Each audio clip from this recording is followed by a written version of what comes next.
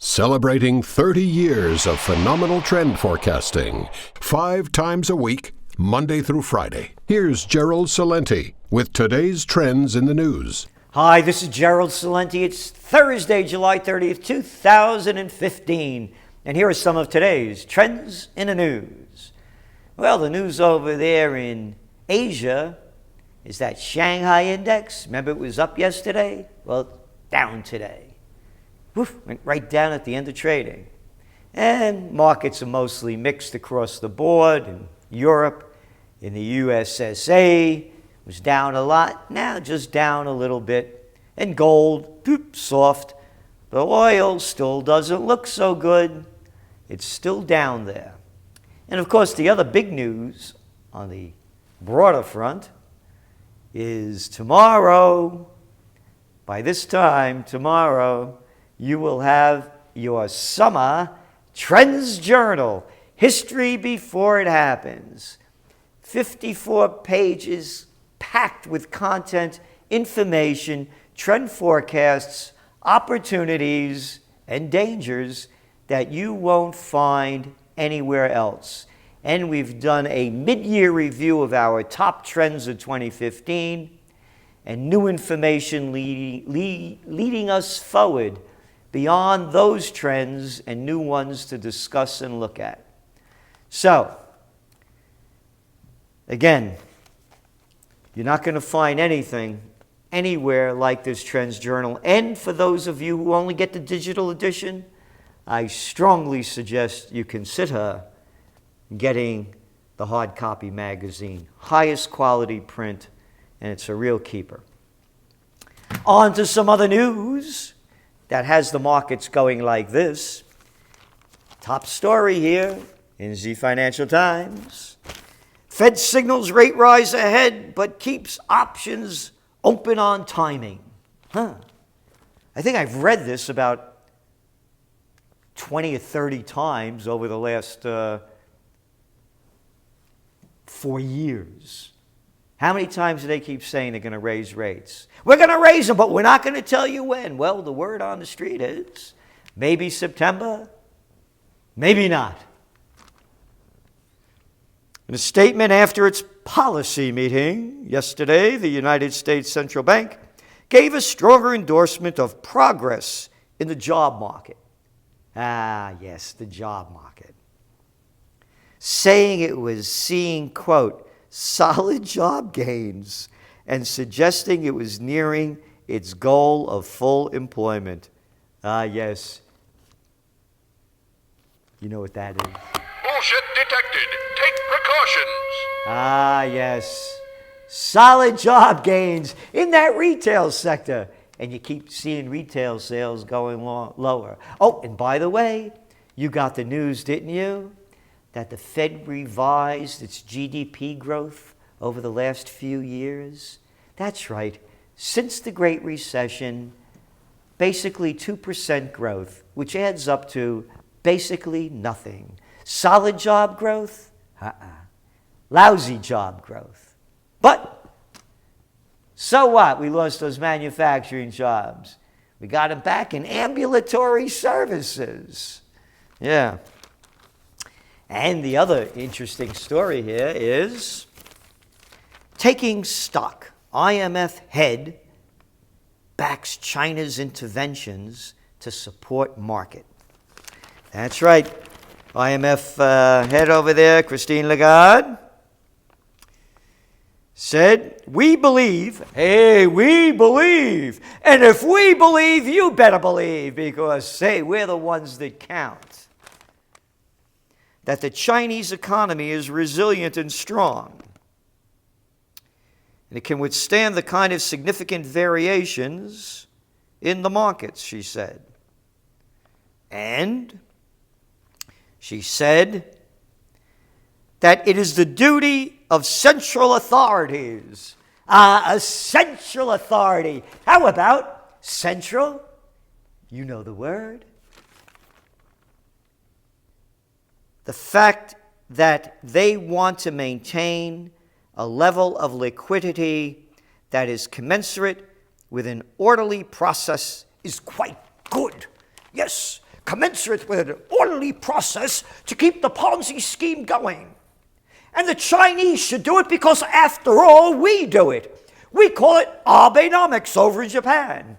We call it quantitative easing over in the United States. We call it 0% interest rates, and real economic fundamentals don't count because we are a bunch of banksters. Oh, and I forgot drugonomics over there in Europe. Yeah, what a disgrace. She says it's okay to rig the markets. And if she said it, after all, you better obey because you know what the deal is, right? If you don't obey the authorities and you object to their policies, we could hear from little Wesley Clark. Throw him in jail. Yeah, they is traitors to our policy. Not so far-fetched, is it? And speaking of China, VW cuts sales targets as demand slows down in China. What a surprise. But keep rigging the markets because the chief over there says it's okay. What disgusting prostitute coverage. Why don't they have a pair to call them out? I'll tell you why. Because they're cowards. Rising rents outpace wages in wide swaths of the United States. Hey, but wait a minute. Didn't the Fed say we got solid job growth? How about a bunch of solid crap that they keep throwing at us? And man, it never stops flying. The cost of renting homes is rising faster than wages across. Yeah, no kidding. I got to read this. What a joke. And then they follow it up to make you really feel stupid. Do you know why home sales are down? Limited supply of homes held back sales in June. Ain't the lousy jobs? No, that's not it at all. Because another story, just to give it a little more credence, millennials less likely to leave the nest, a new study reports in the business section of Gcelente paper. An analysis of census data by the Pew Research Center has found that 18 to 34-year-olds are less likely to be living apart from family members than they were even during the depths of the recent recession, the worst economic downturn since the 1930s. Yep.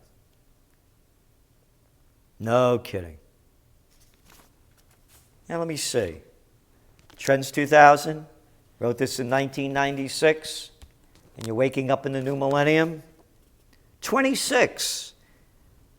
Time to have your own place, but you're back at home. You've made the choice. You could leave and just scrape by in a hole somewhere. Home is the preferable solution, even without the space and the privacy.